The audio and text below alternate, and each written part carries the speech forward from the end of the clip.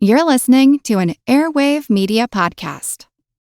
The regular season is heating up. New stars are emerging, and that means more opportunities to win up to 25 times your cash on Prize Picks, the most exciting way to play daily fantasy sports. Just select 2 or more players, pick more or less on their projection on a wide variety of stats, and place your entry. It's that easy. Let it fly to turn $10 into $250 with just a few taps. Easy gameplay, quick withdrawals, and injury insurance on your picks are what make Prize Picks the #1 daily fantasy sports app. Watch your favorite players and get paid doing it this basketball season. See your entries make progress during the game or make new entries for the second half and the fourth quarter. 3-pointers, assists, rebounds, and everything in between are yours for the taking. Join the Prize Picks community of more than 7 million players who have already signed up. Right now, Prize Picks will match your first deposit of up to $100. Just download the Prize Picks app and use code GET100. That's code GET100 on Prize Picks for a first deposit match of up to $100. Prize Picks. Pick more, pick less. It's that easy.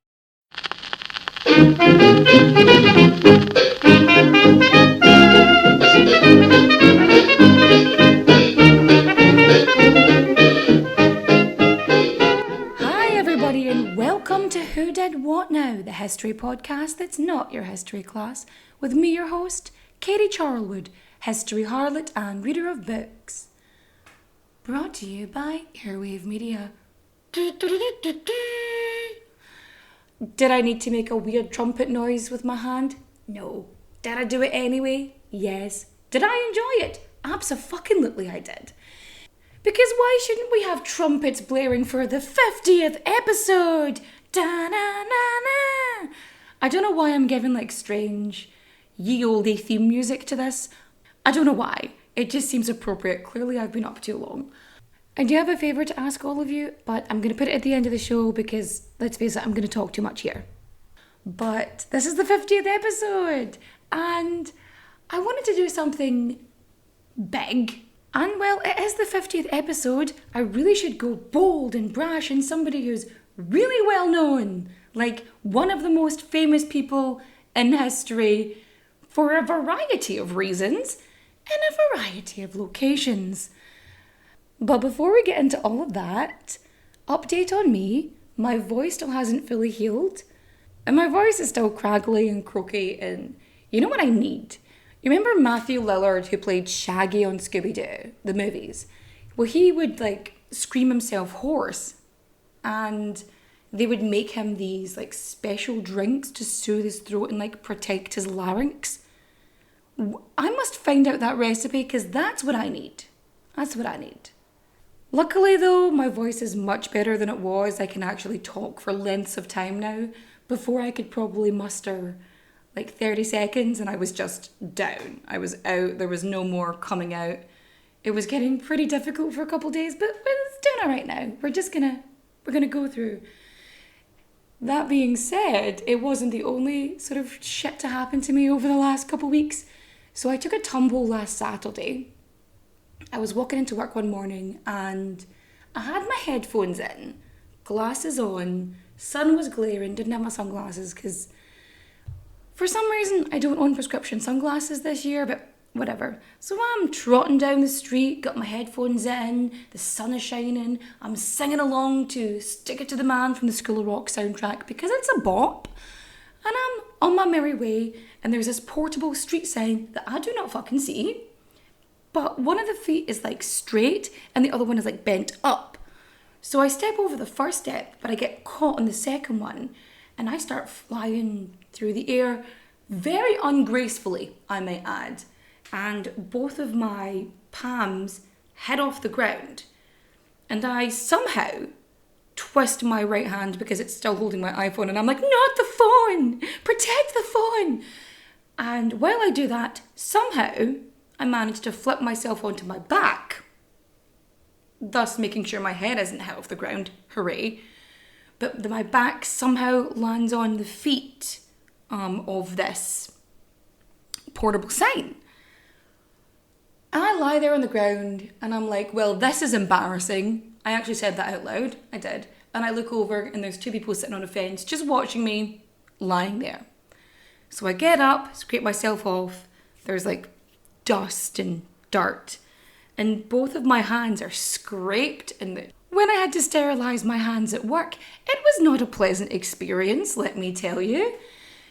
And like, my hip was a wee bit sore, my knee was a wee bit sore, so, which was fine, I can handle that. And for most of the day, I was absolutely grand.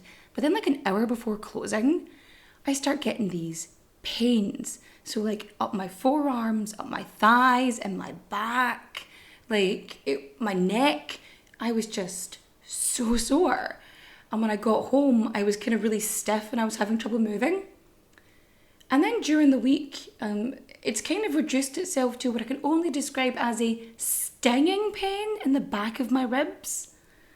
But everything else seems to be functioning fine, so I like to think I'm basically good now. But yeah, I wasn't feeling great, so between the voice and the entire fucking body being fucked about, there was no way I was going to be fit to record anything. Like, it just wasn't happening. Oh, and before I go any further, I want to dedicate this episode to Ruth and Jan from Prince Bishops, who brought to an event what I can only describe as the most perfect bingo card, and it really made my night. It's my favourite thing ever. And so this episode is dedicated to you ladies. But I know what you're thinking. You're thinking, quit your jibber jabber and fact me. In fact you I will. But first, we've got to get our source on. And our sources are many, lots, so many. My Early Life by Winston Churchill. In Search of Churchill by Martin Gilbert. Churchill and Secret Service by David Stafford. In Command of History, Churchill Fighting and Writing the Second World War by David Reynolds.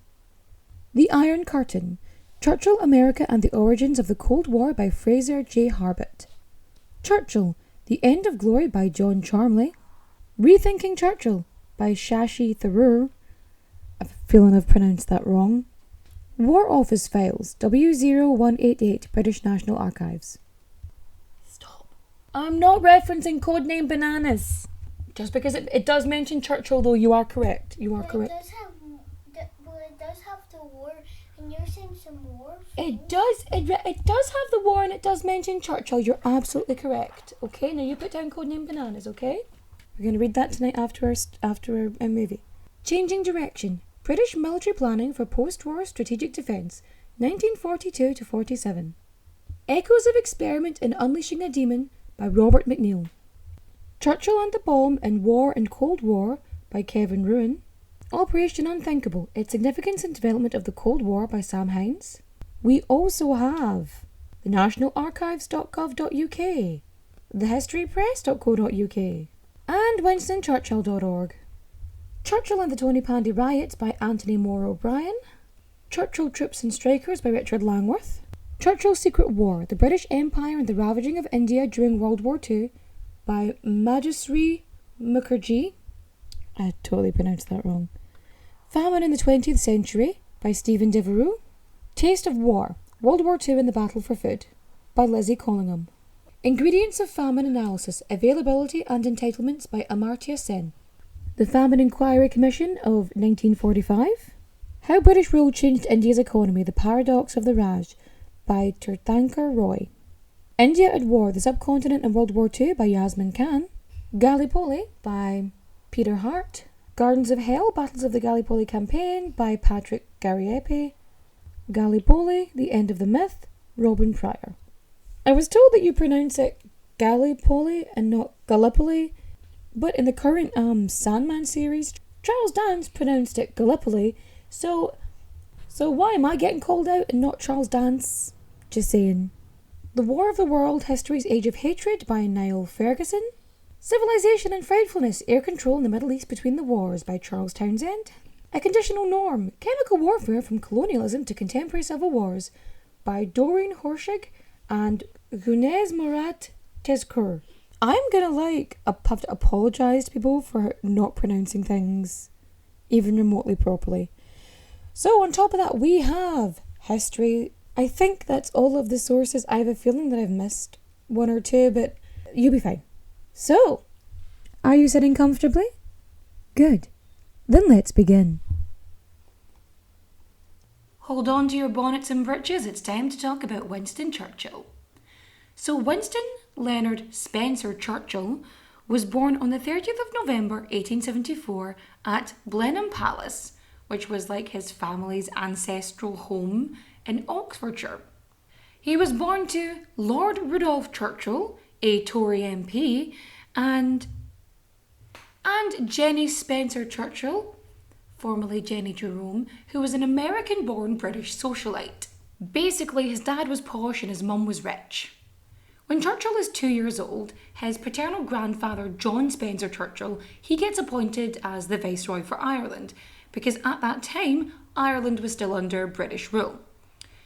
And his dad, Randolph, he becomes his grandfather's private secretary because nepotism, and they end up relocating to Dublin. So Winston's brother Jack, his younger brother, he is actually born in Dublin in 1880. And that's as many Churchills we get. You get those two, and then you're done. They have an heir and a spare. Because after this, Jenny and Randolph, who I am desperately trying not to call Rudolph, I'm so tempted, and I feel like I may have already done it. So they become estranged. And Winston and Jack, they get raised by a nanny, Elizabeth Everest, which in fairness isn't really unusual for the era. I mean, it's Edwardian. You know, they had nannies and maids and all that jazz. You know, that was just part of the part. But Elizabeth Everest, she is quite probably the closest thing to a maternal or familial figure that Winston and Jack have. The closest thing they have to an affectionate family member is someone they paid. But again, social standing, posh people in the past, not surprising. When Churchill is 7, he gets sent to boarding school. Over to St. George's in Ascot. Ascot. Well, that's what you did back then. Once the boys hit a certain age, they get shipped off to boarding school and become someone else's problem for like 3/4 of the year. So he goes to the school and things do not go well. Academically, he's subpar, and behaviour-wise, he's kinda shitty. But by the time he's 10, they send him off to another school, where his academics improve just a wee bit. And then when he has to do his entrance exam into secondary school, he barely passes. Like, he just makes it. He skims. Like, he just about makes it into the school. Honestly, I think some golden handshakes were involved in that to just get him through, to be honest. So during his school years, it became very clear that he was not going to be some amazing academic. So his last 3 years of school were like an army form. It's like teenage soldier army training. OMG. Teenage soldier army training, teenage soldier army training, teenage soldier army training. They're coming after you now. British Empire. I regret nothing. That was ridiculous, and I don't even know if I'll keep that in. So anyway, he applies for the military academy at Sandhurst, and he fails. And so he applies a second time, and he fails again. And then he applies a third time. And this time he actually makes it in. Third time lucky. Third time's the charm.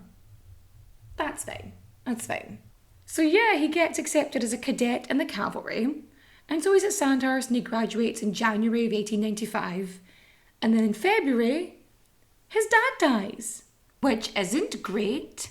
On the plus side though, he gets commissioned as a second lieutenant in the 4th Queen's Own Hussars Regiment of the British Army based in Aldershot. But of course, he isn't happy kicking about Aldershot. Oh no, he wants to go out into the world. He wants to see real military action. He is chomping at the bit. And so he does what any nepotism baby would do. And uses his mum's connections to get him a posting. In his own words, he was scurrying about the world from one exciting scene to another. In the good old days when England had a lot of jolly little wars against barbarous peoples. Yes, that is going to be my Winston Churchill voice for the rest of it. Every time I use a quote from him, I'm going to do it in that shitty impression. You're just going to have to deal with it, my friends.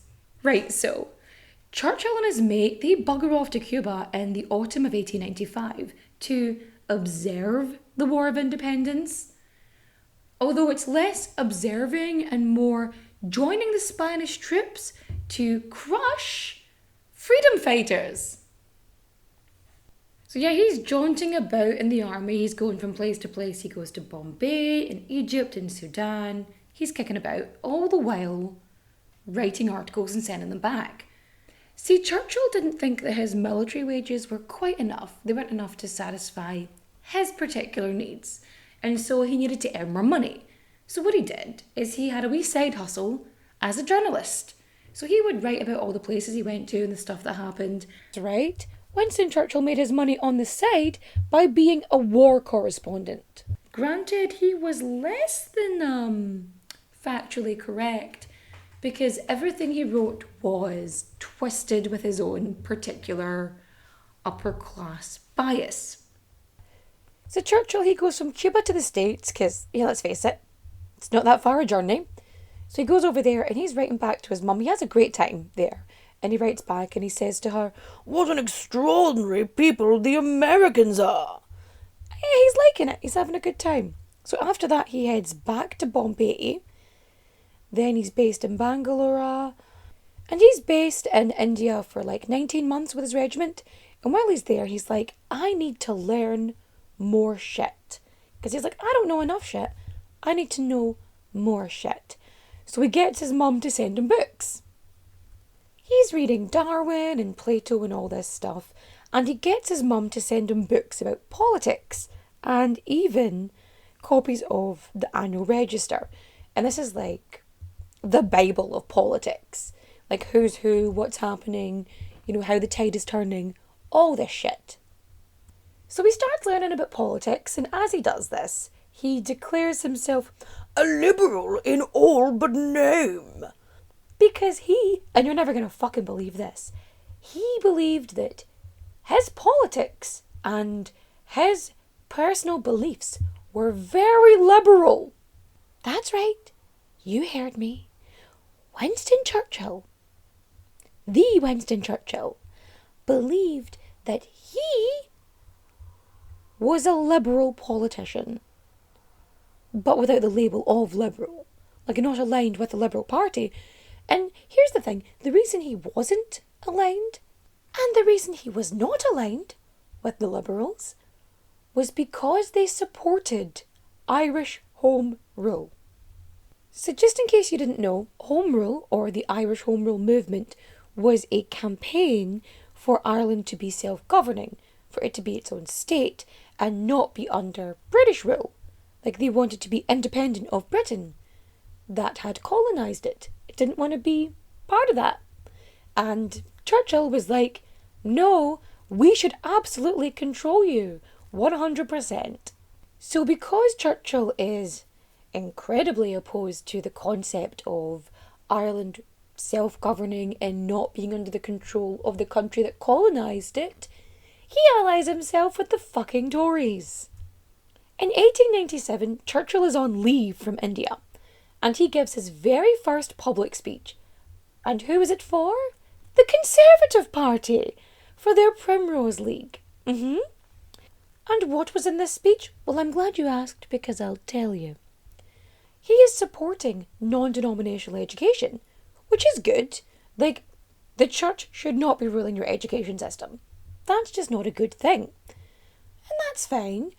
What's not so good is the fact that he is strongly opposing women's suffrage, the entire suffrage movement, and women's right to vote. Nah, not into that at all. When he gets back to India, Churchill volunteers to join General Sir Bindon Blood's campaign against the Mohmand rebels in North India. And he gets accepted on the condition that he is assigned as a journalist. This, of course, inspires him to write his first book, The Story of the Malakand Field Force. And, it's received pretty well. And after this, he writes his only fiction book, was, and I shit you not, a romance novel. A Ruritanian romance called Savrola, which for some undeniable reason I have an incredible urge to read, because I don't know what kind of romance novel Winston Churchill would write, but I am incredibly intrigued to see what his concept of this is. No. After this, Churchill manages to latch himself onto General Kitchener's campaign in Sudan. So Churchill wasn't keen on Kitchener. He found him to be unnecessarily cruel. I'm going to give you a moment to let that sink in. After this campaign in Sudan, that Churchill decides he's going to leave the army. He's done now. Thanks very much. Because he wants to leave the army and get into politics. So when he sails back to Blighty, he is determined that he wants this career in politics. He wants to be a politician. So he goes to the Conservative Party and he starts speaking at meetings and he starts campaigning and promoting himself. And what do you know? Churchill is selected to be one of the Conservative Party's 2 parliamentary candidates for the June 1899 by-election in Oldham, which he loses to the Liberals. Seeing as he's got to wait at least another year for the next by-election, Churchill decides best thing to do is pop off to South Africa because there's probably another war brewing. There was. The Second Boer War. If the Second Boer War sounds familiar to you in any way, it's probably because that is the place where Britain created concentration camps. Remember that bit earlier where I said Churchill wasn't exactly factually correct? And in fairness, he doesn't really have a lot of journalistic integrity. But there you go. When he's reporting on the camps, his assessment is that the camps were responsible for a relative minimum of suffering. Minimum suffering. To put this into perspective, around 26,000 women and children died in those camps. 26,000. Anyway, back to the man himself. In October, he's travelling to this conflict zone when his train is shelled by the Boers, causing it to derail and resulting in his capture and internment in a prisoner of war camp, where he says he was actually treated pretty fairly. After 2 months of being in the camp, he escapes. He stows above a freight train and then hides in a mine before eventually making it to safety. Naturally, being the man he was, he wrote about it, and it did get a good fucking chunk of publicity, because of course it does. And this whole incident, it inspires him to rejoin the army and get involved in the Boer War, and not just, write about it. All the while writing about every siege and surrender and British victory to the Morning Post. After he resigns as a lieutenant and heads back to England, he gets a flat in Mayfair, London.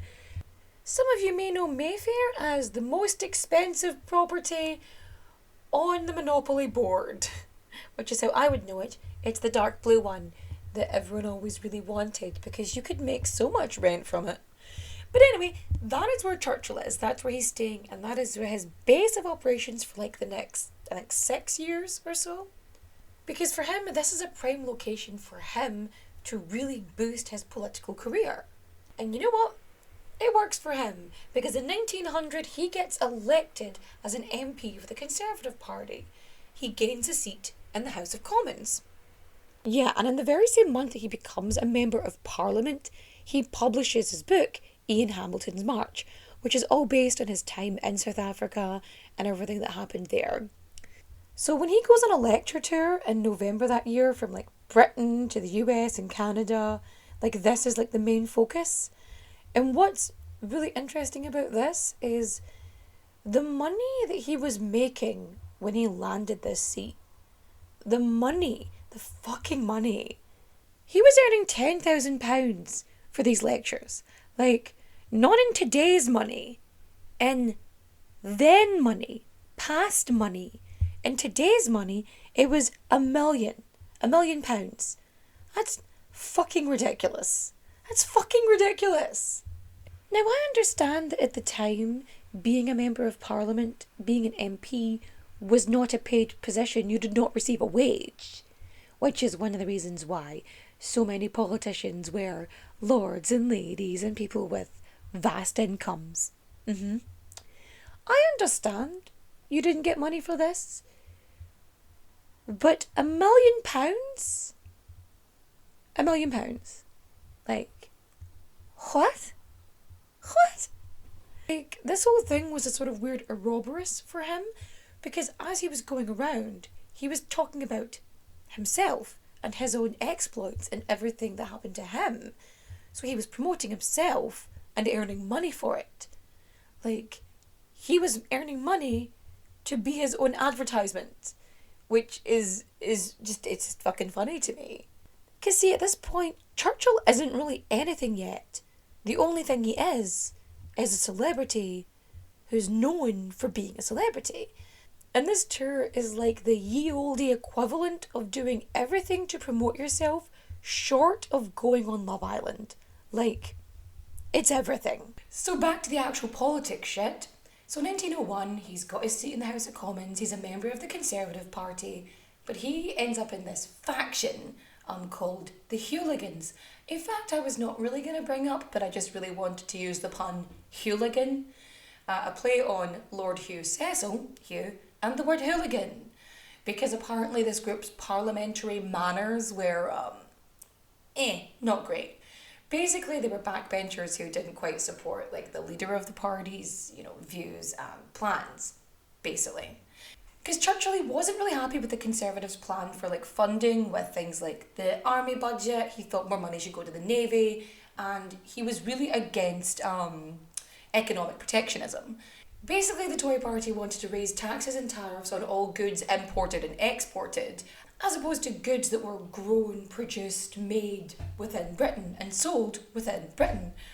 Which is fucking hilarious when you think that today Britain is known as a nation of tea drinkers, and that the most popular dish in Britain today is a tikka masala. Mate, I don't know where you think you got those ingredients from, but alright. Because Churchill is so vocal about his disagreements with the political party, it's clear that he is not going to progress. He's not going to be in the cabinet. He's nobody's right-hand man. He's just there. So the Tories were good for getting him a seat in the House of Commons, but he wasn't going to go up in the world in the politics there. He's like, fuck this for a game of soldiers. So he does something very dramatic in 1904. He crosses the floor. That's right, he leaves the Conservative Party and then joins the Liberals on the other side of the House of Commons. As a member of the Liberal Party, he gets branded a radical because he's constantly attacking government policy. He publishes his father's biography, conveniently the very same month an election is held and he wins his seat in Manchester North. Also, in addition, furthermore, another member of the Liberal Party releases a biography about Churchill in 101. So yeah, the Liberals have a majority government, and Churchill requests and receives the position of the Under-Secretary for the Colonial Office. Surprise, surprise, he does a lot of work in South Africa, including the Transvaal Constitution, of course helping form a government in the Oranje Vrystaat. Being a part of a royal family might seem enticing, but more often than not, it comes at the expense of everything else, like your freedom, your privacy, and sometimes even your head. Wondery's new podcast, Even the Royals, pulls back the curtain on royal families, past and present, from all over the world, to show you the darker side of what it means to be royalty. From icons like Grace Kelly, Oscar-winning actress turned Princess of Monaco, who the world saw as the ultimate good girl. She mastered playing a happy wife and mother, but beneath it all, she was desperately lonely. Grace spent her whole life working towards perfection, and it ultimately cost her her happiness. Or King Ludwig II from Bavaria. He was only 18 when his father died, leaving the crown to him and a duty to rule that he never wanted. He refused to lead, and used the funds from the royal treasury to further his extreme love of opera. But this choice eventually cost him the crown and his life. Follow Even the Royals on the Wondery app or wherever you get your podcasts.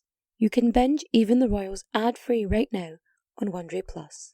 The regular season is heating up. New stars are emerging, and that means more opportunities to win up to 25 times your cash on Prize Picks, the most exciting way to play daily fantasy sports. Just select 2 or more players, pick more or less on their projection on a wide variety of stats, and place your entry. It's that easy. Let it fly to turn $10 into $250 with just a few taps. Easy gameplay, quick withdrawals, and injury insurance on your picks are what make Prize Picks the #1 daily fantasy sports app. Watch your favorite players players and get paid doing it this basketball season. See your entries make progress during the game or make new entries for the second half and the fourth quarter. 3-pointers, assists, rebounds, and everything in between are yours for the taking. Join the PrizePicks community of more than 7 million players who have already signed up. Right now, PrizePicks will match your first deposit of up to $100. Just download the PrizePicks app and use code GET100. That's code GET100 on PrizePicks for a first deposit match of up to $100. PrizePicks. Pick more, pick less. It's that easy. Another thing he does is announce the phasing out of Chinese indentured labourers. Now, this has to be a gradual phasing out because he felt that an outright ban, so like banning indentured servitude and this very low-cost labour, would completely destroy the area economically. So of course that had to be taken into consideration and not the people who were being used and abused. So 1908, pretty big year for Churchill. So Herbert Asquith, he becomes the Prime Minister because the previous Prime Minister was terminally ill. Asquith, you may know as the great-grandfather of modern actress Helena Bonham Carter. Fun fact. Churchill, he's 33 at this point, and he is the youngest cabinet member since like the 1860s, and he is appointed President of the Board of Trade. He loses his seat in Manchester, so they move him to Dundee because it's pretty safe, they know they're going to win. So like, it's okay, we'll move you here. So, helping you out, mate, don't worry about it. Later that year, he gets married. Huzzah! To Clementine Hosier. They get married on the 12th of September 1908 in Westminster, and they go on this fantastic honeymoon. They're touring around Italy, they're in Baveno, they're in Venice. They even go to Czechia and stay in fucking castles, because of course they do. It's gorgeous, by the way. I fucking love a wee castle. I would though. If I ever got married, sidebar, if I ever got married, I would love to get married just in a wee castle. Like, not a big castle, not like a palace. It doesn't have to be massive, just like a wee castle. I feel like it wouldn't be too much to rent a wee castle when you think of how much fucking weddings cost at the best of times. I feel like you'd probably save money having it in a wee castle. I just fucking love castles. Anyway, back to politics. So as the President of the Board of Trade, he's actually doing pretty well. He's pretty decent, actually. He creates a standing court of arbitration to deal with industrial disputes. He works on social reform with Lloyd George. They bring forth stuff like the Mines 8 Hours Bill, which meant that mine workers could not work any more than 8 hours in a shift, which is like, produces the Trade Boards Bill, which created trade boards which could prosecute employers if they were exploiting their workforce, which then leads to the establishing of a minimum wage. He then proposes the Labour Exchanges Bill, which would provide assistance for people who are unemployed and create an insurance fund for unemployed people until they could find work. So like job seekers allowance. But of course, in order to implement social reforms and put forward the people's budget, Lloyd George and Churchill needed the fucking money. So what they wanted to do was to reduce naval spending. They didn't want an expansion of the navy.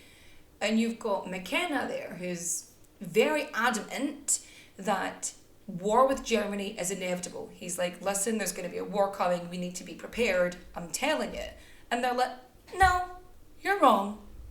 You're wrong. So it's 1910 and Churchill is promoted to Home Secretary. And this is where the shit actually starts to hit the fan. And like, it starts off so well because as Home Secretary, he has control over police and prison services. So he actually starts implementing these prison reforms. He makes distinctions between criminal prisoners and political prisoners so that prison rules are like more relaxed for political prisoners, so that they're treated, not as badly as criminal prisoners. He also abolishes the automatic imprisonment of people who cannot pay fines. So like, if you had a fine for something and you were supposed to pay it and you couldn't pay it on that day, they'd shove you in the clink. Young offenders, so under the age of 21, they wouldn't automatically be imprisoned unless it was for like a serious offence. So like, if you murdered someone, yeah, you're going to go to jail. But if you like stole some sweets out the shop, they're not going to shove you in the big house. He relaxes the rules on solitary confinement so they're not so fucking horrific. And he brings in education and entertainment. So there are libraries and prisoners get to put on a show like 4 times a year, which is all to do with, keeping them occupied, because if they're doing other things, they're less likely to shank a bitch. You know what I mean? But like, regardless of the motivations behind it, the prison reform was a good thing. It was a good idea. It was. So like, at this point as well, the women's suffrage movement, it is really gaining steam.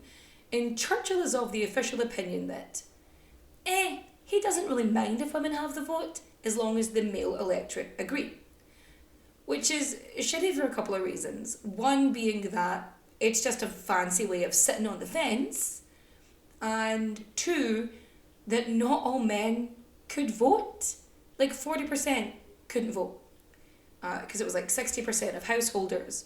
So you had to either pay an annual rental of £10 or you had land worth £10.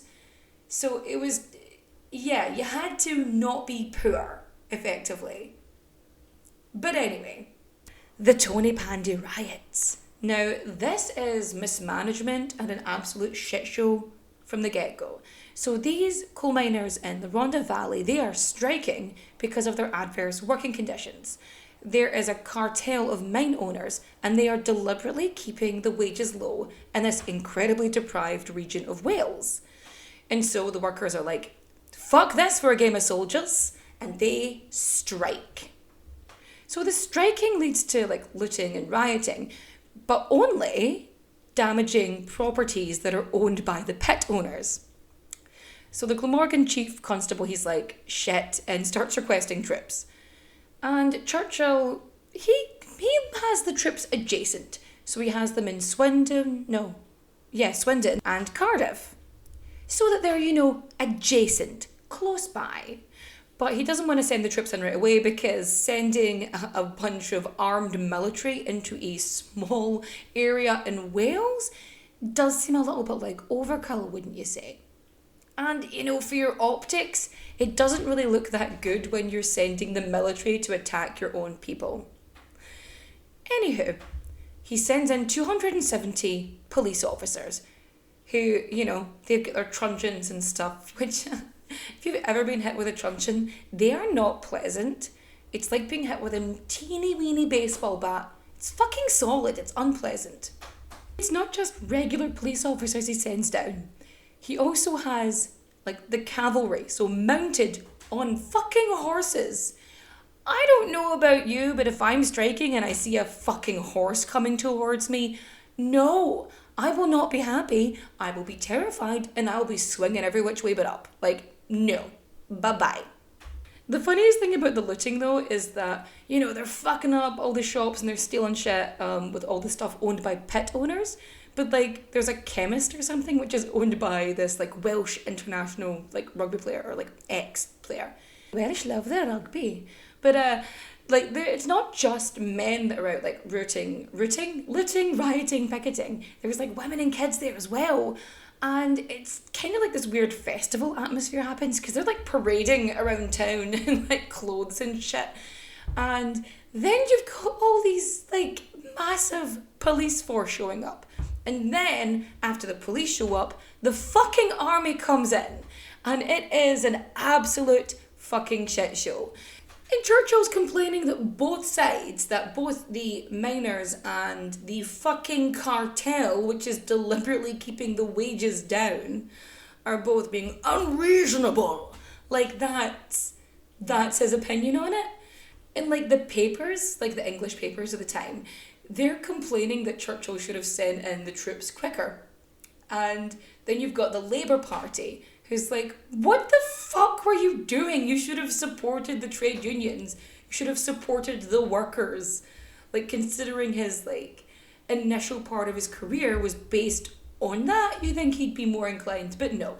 Another thing he does as Home Secretary, still in the year 1910, is he writes to other Home Office officials asking them, to consider sterilising and preventing the marriage of people with mental illnesses and learning disabilities. And I quote, "The multiplication of the feeble-minded is a very terrible danger to the race." The Siege of Sydney Street. So there were 3 Latvian burglars and they were holed up on a house on Sydney Street. They are surrounded by police officers and they've already managed to kill a few. So the house goes on fire and Churchill prevents the fire brigade from entering the building and quelling the blaze. By the time the fire dies down, 2 of the men are found dead. And Churchill responds with, "Thought it was better to let the house burn down rather than spend good British lives in rescuing those ferocious rascals." He does a couple of good things the next year though. He introduces the Coal Mines Bill, Shops Bill, the National Insurance Act, all of which improves the lives of, the working people in Britain. And in personal news, his second child is born, Randolph. Also in 1911, there was the Liverpool General Transport Strike. So this includes dockers, railway workers, sailors, and a bunch of other tradespeople. And Churchill sends in troops. We also have the National Railway Strike of 1911, which Churchill, surprisingly enough, was totally against. He also gets another promotion in 1911, so he gets appointed to First Lord of the Admiralty, and he gets to live in Admiralty House, which is, by the way, super fucking fancy, and he gets his own naval war staff.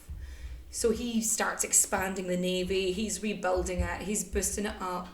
Germany passes the 1912 naval law, which increases its warship production, and Churchill decides that for every battleship they build, Britain's gonna build 2. So he's travelling around naval stations and docks, to boost morale. But not only is he going around talking about how great, the British Navy is, he's just shit-talking Germany.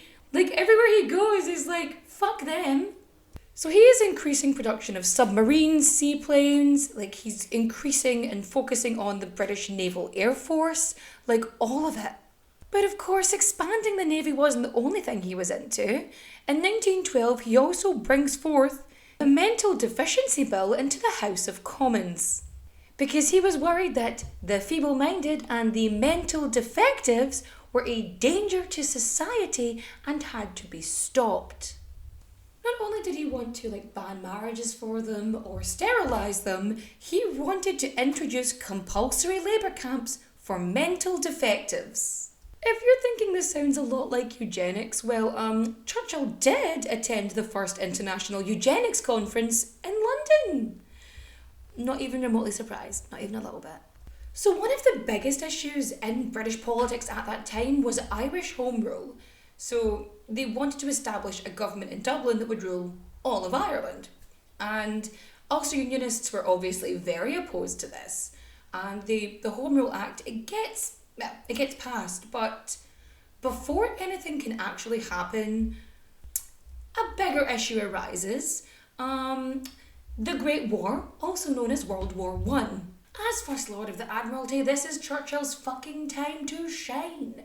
He is using the Navy to transport troops to France. He's implementing blockades on German ports. He's sending submarines to the Baltic Sea to help the Russian Navy.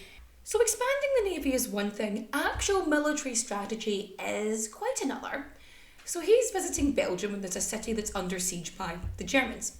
And he announces that they're going to send in British troops as reinforcements. They don't, and the city is completely crushed. And he gets absolutely slammed in the press. After this, Lloyd George, he creates this war council. So you've got Lloyd George, you've got Edward Grey, you've got Kitchener and Churchill. Kitchener and Churchill are on this war council together. And Churchill fucking hates Kitchener, he really does. To the point where when Kitchener requests more ammunition and stuff for his troops, he is denied by Churchill. He refuses to approve it because Kitchener asked. Fuck. Imagine disliking someone so much that you are willing to let thousands of men die. Men who are serving you. Okay. Anywho, Churchill wants to relieve pressure on Russia by attacking Turkey. Now, does he want to help an ally, or does he want to crush the remains of the Ottoman Empire as a means of British superiority? Whom's to say? The plan is to use the navy alone and storm the beach at Gallipoli and destroy the weakened Ottoman Empire and take the Germans from the south. Unfortunately, it was less of a military sting operation and more of a massacre. So he knows he needs a fuck ton more ships and a fuck ton more troops, and he requests them from the British War Office, and they refuse. So he's like, fuck it, I'm gonna do it anyway. And all of the British warships, bar one, are all old coal-powered ones, like, okay. Luckily, he does have the Anzac forces on side, so he's got the Australians and the New Zealanders. But even so, he does not have enough bodies and enough ships for this attack. Then he has to contend with the weather, which is, everyone's worst enemy.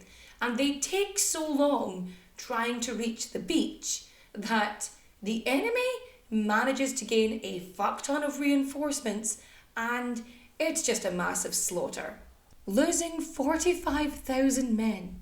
It was a cataclysmic failure, which resulted in Churchill being demoted, and it almost derailed his entire political career. In 1915, he is still an MP, but he resigns from the government, and the Prime Minister, he rejects his request to become the Governor-General of British East Africa. Churchill decides to take some time out by joining the army for a year. He gets his wee temporary promotion there, but then when the companies are merged, he loses this promotion and he gets deranked. So he leaves the army and goes back to the House of Commons, where he starts making a lot of fucking noise about the war. He wants soldiers to be given steel helmets, which, fair enough. He wants a greater recognition of soldiers' bravery, also fair enough. But he also wants them to extend conscription to the Irish. Halfway through the Great War, Asquith resigns and Lloyd George succeeds him. And with this little move, Churchill gets appointed Minister of Munitions. A lot of it seems to be him dealing with munitions factories. So there's a couple of strikes and he quells one in the crowd. And then he stops another one by informing the strikers that if they continue to do so, they will be conscripted into the army. Now, I don't know if you know, but the majority of workers in munitions factories were women. So he was telling women who did not have the right to vote that if they don't continue working in these horrific conditions, that he was going to force them to join the army. 1918, World War I ends. 4 days after the armistice, his fourth child, Marigold, is born. Also that year, Churchill votes in favour of the Representation of People Act 1918, which gave all men who were over the age of 21 and all married women over the age of 30 who owned property the right to vote.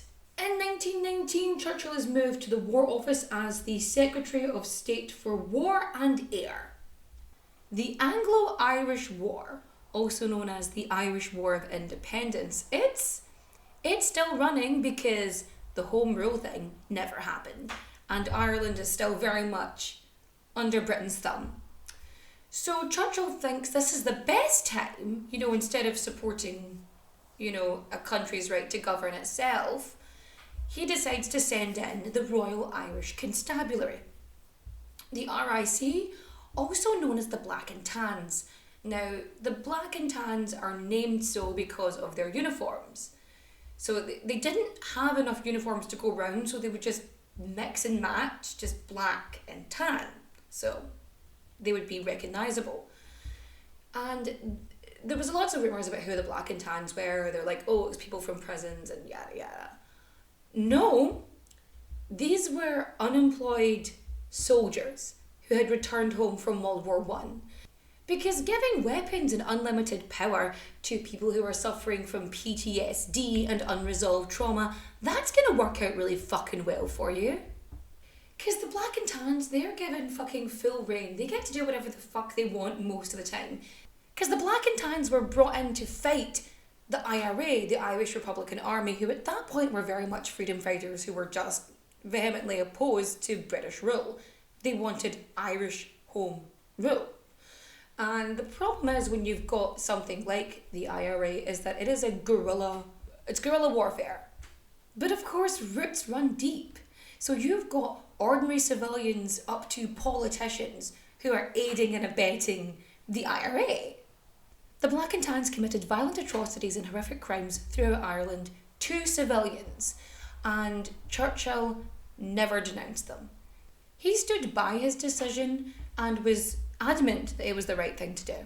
But the Emerald Isle wasn't the only place Churchill was having issues.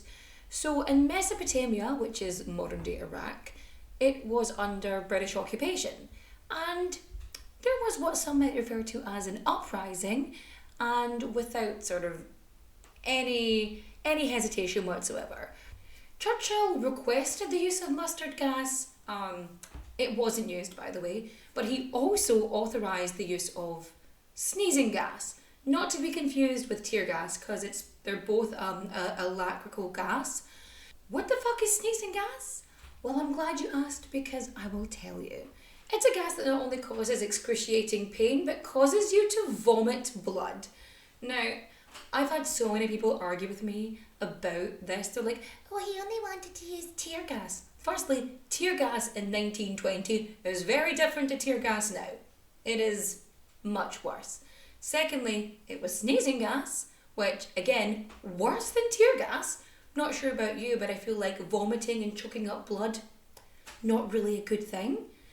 And the worst thing was, this would have been used indiscriminately against Kurdish tribes. So it doesn't matter if you were involved in the uprising or not, if there were civilians, men, women, children, fuck it. He was happy for chemical weapons to be used on civilians. He said, I am strongly in favour of using poison gas against uncivilised tribes.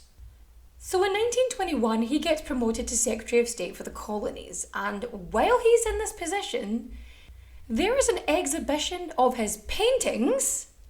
Yes, he made art. There is an exhibition of his paintings in Paris under a false name. So things are going well for him. He's got a new job, he's got a fun hobby that I'm sure he's making money out of some way, and tragedy strikes. So his mum dies, and then a little while later, his youngest child, Marigold, she dies from septicemia.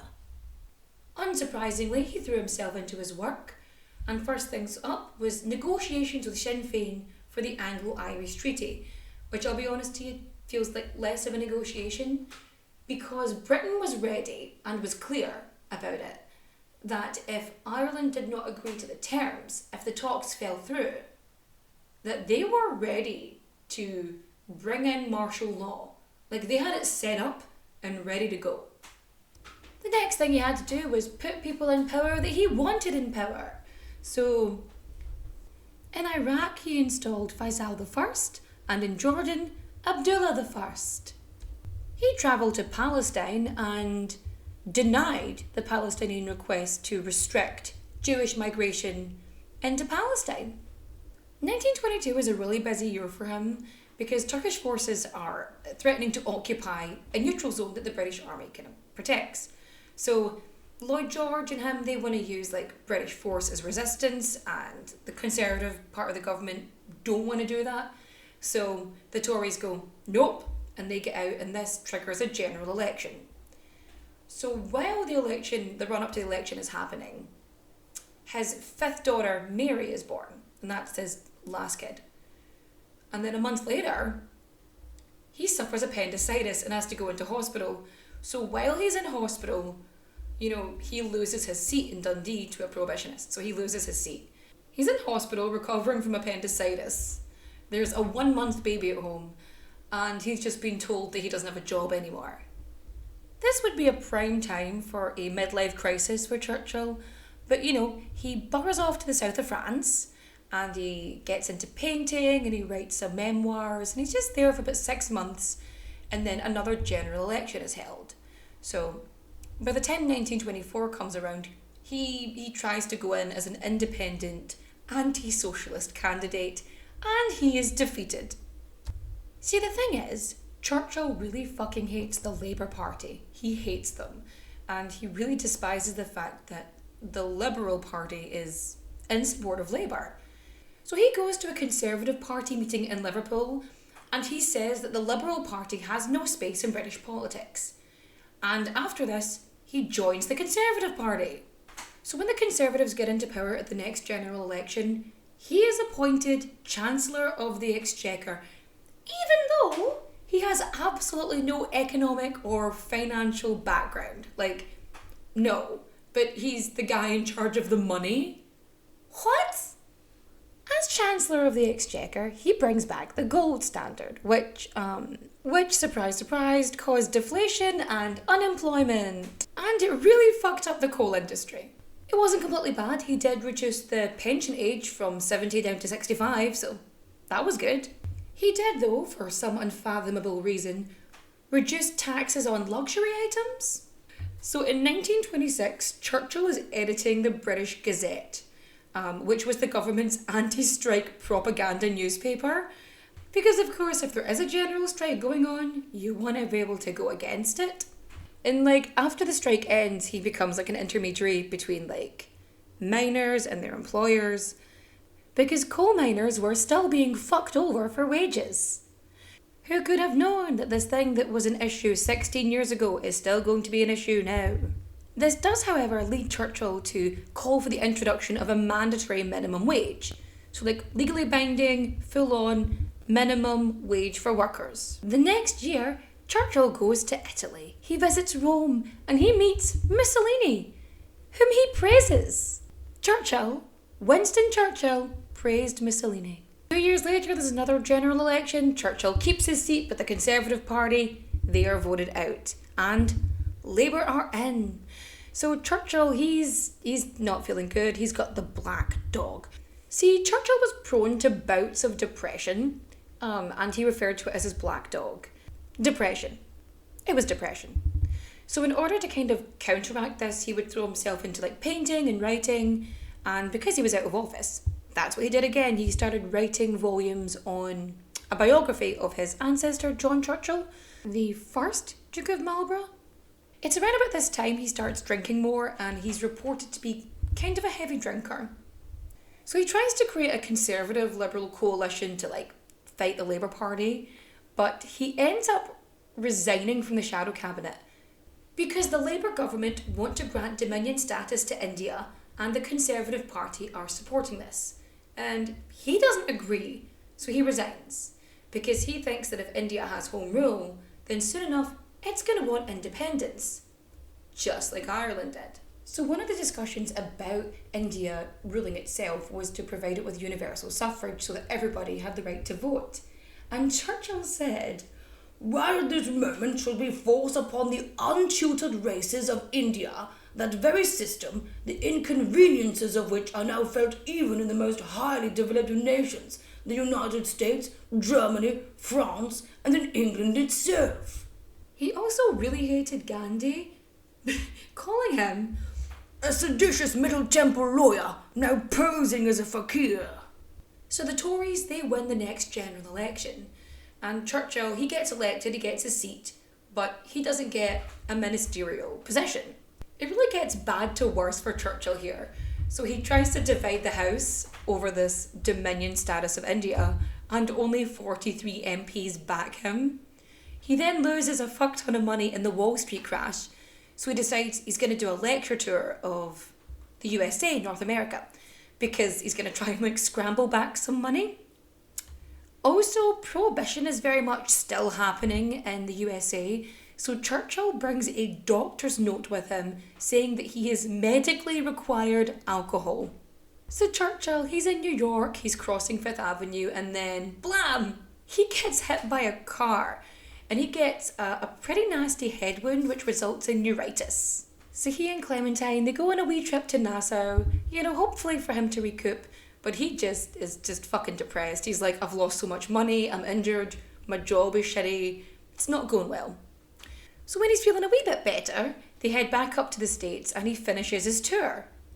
After this, Churchill goes to Germany. He wants to visit his ancestors' battlegrounds, and so he heads to Munich, where a friend of a friend wants to introduce him to one Adolf Hitler.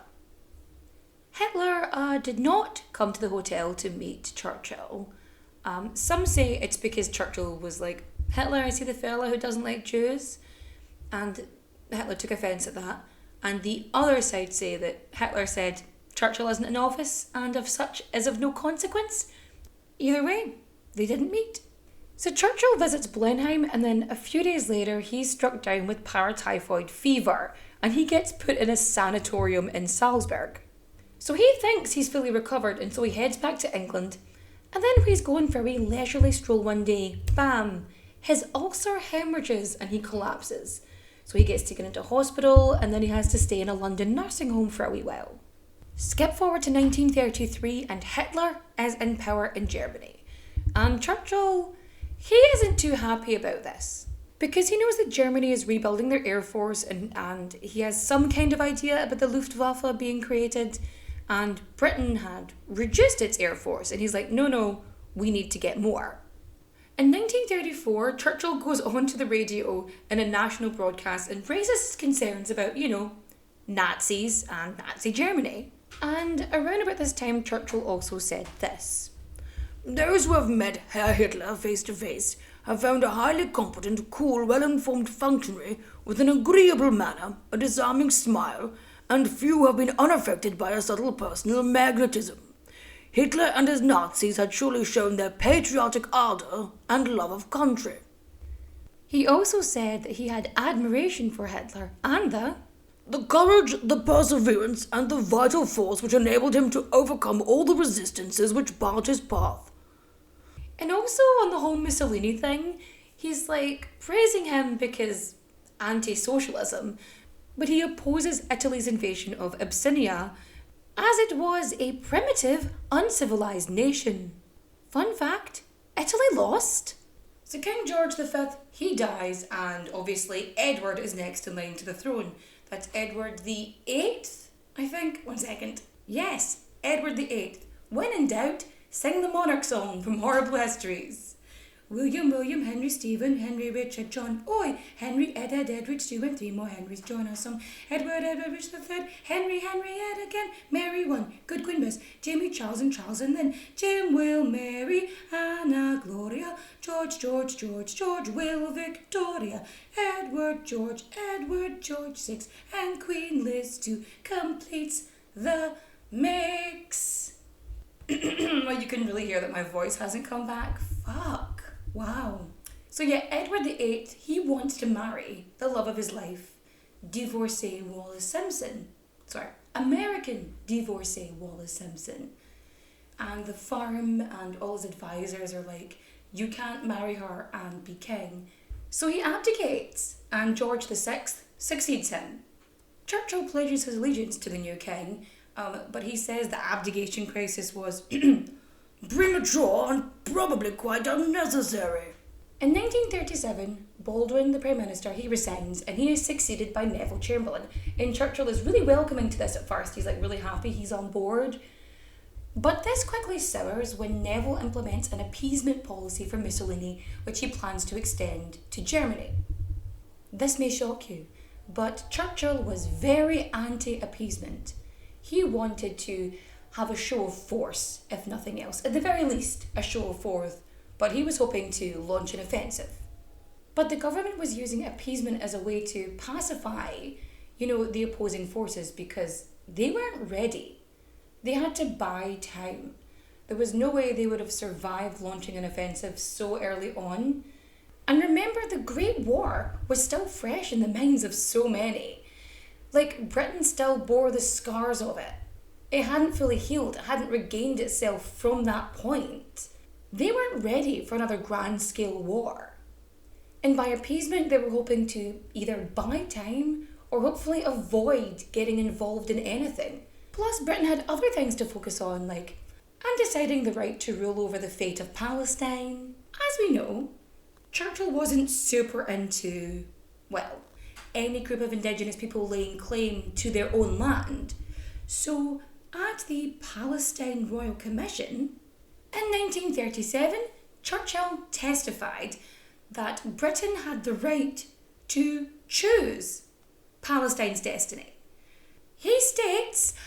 Actually, wait, do I want to say this? No, you know what? It's better I say this than not say it. I'm not gonna censor it because I don't like the phrasing.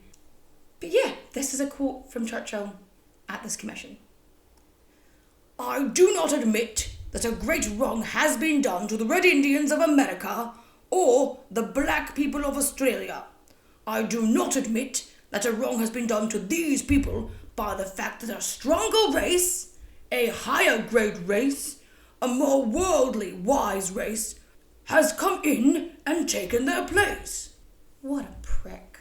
Anyway, next year, Churchill is constantly giving out a bit of appeasement. He's warning the government it's the wrong way to go, he's not into it, it's just a bad idea. Churchill goes to Chamberlain and he tells him to threaten war if the German forces invade the Sudetenland, which is part of Czechoslovakia, which is inhabited by German-speaking peoples. Or it was once inhabited by German-speaking peoples, one or the other. Instead of declaring war, Chamberlain signs the Munich Agreement, allowing Germany to enter Sudetenland, which Churchill called a total and unmitigated defeat. I know that some people believe that Britain was believing Hitler's bullshit about only wanting to unite German-speaking peoples. I think it's more of a hope for the best, expect the worst scenario. Like they're hoping they don't have to go to war, but they are very much expecting to go to war. Because all of these European countries, they have alliances with one another. So Germany has the Sudetenland, and that's supposed to be them. That's supposed to be done. No more. You've got a wee bit of land. You're grand. And then they start encroaching on the rest of Czechoslovakia. And Britain's like, sure, you're pushing it. And when they invade Poland on the 1st of September 1939, they're like, now lads, you've gone a bit far. So on the 3rd of September 1939, Britain declares war on Germany. Churchill gets reappointed to Lord of the Admiralty even after the massive fuck up last time. But yeah, he's First Lord of the Admiralty and he's part of the War Cabinet. So there's this 8-month period at the beginning of World War II where it's called the phony war because nothing really happens. There isn't a large military offensive. There's one naval battle that happens and I think one little land assault. But the majority of it is more like an economic warfare. They're trying to do naval blockades to prevent iron getting to Germany. So because there's this one naval victory, there's a lot of commotion and promotion in the press regarding Churchill. And he is eating it up. And they're trying to avoid Germany invading Norway. But they fail because the War Cabinet could not agree with the French government. So because the Allies fucked up and prevented the occupation of Norway by German forces, the Norway debate happens in the House of Commons. And this is one of the most important events ever to happen in the history of Parliament. Probably up there with, Guy Fawkes trying to blow it up. So there is a vote of no confidence in Chamberlain and his government. And Churchill, he's actually got quite good support at this time, because of the wee naval battle and because the press is bigging him up. And of course, his speeches. But because he is a member of this government, he has to speak. It's obligatory, he has to. So he has to somehow shit on the government that he's a part of without degrading or demeaning himself in any way. On May 10th, Belgium, Luxembourg, and the Netherlands are all invaded by German forces because Germany is making its way towards France. Chamberlain tries to set up a coalition government, but Labour refuse to work with him specifically. They'll work with a Conservative, but not with Chamberlain. So they've got two options: Winston Churchill or Lord Halifax. Now, Lord Halifax is a member of the House of Lords, so he's not really an option. So Churchill gets it. Churchill is appointed Prime Minister in October when Chamberlain resigns due to ill health, even though Churchill was still generally unpopular within and out with his own party. So the country's at war. First things first, Churchill sets up a war cabinet, and he has members of both Labour and the Conservatives, including Arthur Greenwood, Lord Halifax, Clement Attlee, and Neville Chamberlain. As World War II rages on, the cabinet expands. You end up with a Minister for Labour and the Minister of Defence, because there was no minister in charge of prosecuting the war. And Minister of Defence was an additional duty that Churchill gave himself. It was an additional appointment, thus making him the most powerful Prime Minister during wartime in history. So war rages on, and after the defeat at Dunkirk and France is about to fall, some members of the government are hoping that maybe they can work out a peace treaty with Germany. And Churchill really didn't want public opinion to sway in the way of a peace treaty. He didn't want that. So he did what he did best. Speeches! And of course, using his gift to the gab, he wins everyone over. He orders the formation of both the Special Operations Executive, the SOE, and the Commandos. So there was a fuck ton of stuff happening during wartime, and it's not just battles and speeches. He's like organising the creation of like chemical warfare. One of which I covered in one of our previous episodes, the Bitty-sode of Anthrax Island, which you should totally go listen to. They tried a bunch of shit. A lot of it is what I like to call Operation What the Fuck, which is going to be a series on YouTube when I actually get round to filming all of the weird shit they tried to do. But a lot of these things they tried were weird. I mean, you can call it outside the box, but it's just fucking weird. And a lot of the other stuff is quite unethical. See, Churchill is getting worried about the quality of the British troops because they are being defeated in France, Norway, Crete and Greece. And to add insult to injury, Japan takes Singapore and Burma. So in 1943, he really starts going to all of these international conferences with other leaders. And over the next year and a bit, he spends like 2/3 of his time out of the country. Like, he's not in Britain. He's elsewhere, meeting up with all these other leaders, planning out shit. So while Churchill is barely in the country and, the Allies are still very much in the midst of the war with Nazis, Bengal in British India is suffering one of the worst famines in its history. It's at the point where British officials are actually telegramming back requesting aid, and Churchill says that relief would do no good because it was the Indians' fault for breeding like rabbits. And when they informed him of the bodies quite literally piling up in the streets, he asked, "Why isn't Gandhi dead yet?" Not only was the majority of viable food reserved for either British forces or British officials in India, when Canada and the US offered to provide foodstuffs and aid, for India, Churchill denied this request, and he had the foods diverted to British troops, to support British troops. And you might be thinking, well, that's just one of the sacrifices you make in war. Except, the areas he was sending food to, the troops didn't have a food shortage. Skip forward to D-Day, the 6th of June 1944, and Churchill is actively involved in this. He expects to go with the troops on D-Day, or at least on the next day, but the king basically tells him no.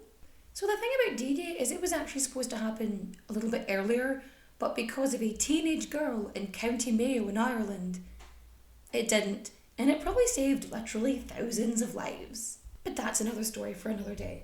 Churchill had estimated a loss of 20,000 souls, but luckily, I guess it was only 8,000.